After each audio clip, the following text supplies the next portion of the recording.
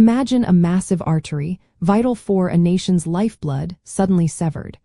How critical would that be in a time of war?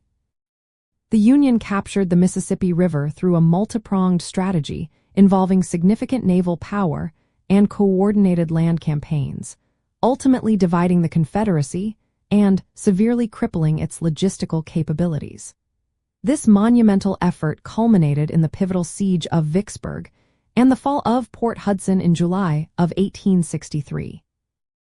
Control of the Mississippi River was paramount because it served as the Confederacy's primary internal transportation artery for troops, supplies, and agricultural goods. Its capture would effectively split the Confederate states into two halves, disrupting their communication and supply lines, and isolating the western states of Arkansas, Louisiana, and Texas. This strategic objective was a cornerstone of the Union's Anaconda Plan, designed to constrict the Confederacy economically and militarily. The Union's path to control involved a series of crucial engagements. Early in 1862, Flag Officer David Farragut successfully captured New Orleans, a vital port city near the river's mouth.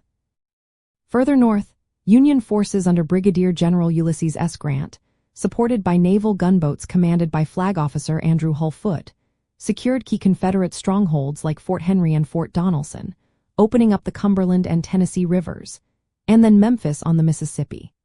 The strategic convergence was aimed at Vicksburg, Mississippi, a heavily fortified city atop bluffs that allowed Confederate artillery to command a critical bend in the river.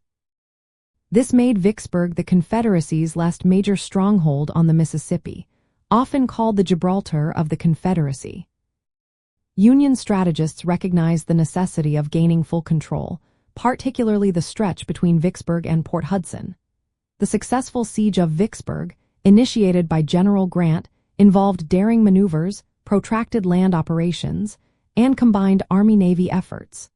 Grant crossed the Mississippi south of Vicksburg, marched his army eastward, and then turned back to besiege the city for 47 days. Its surrender on July 4, 1863, coupled with the fall of Port Hudson to Farragut's forces just 5 days later, finally gave the Union uninterrupted navigation of the entire river.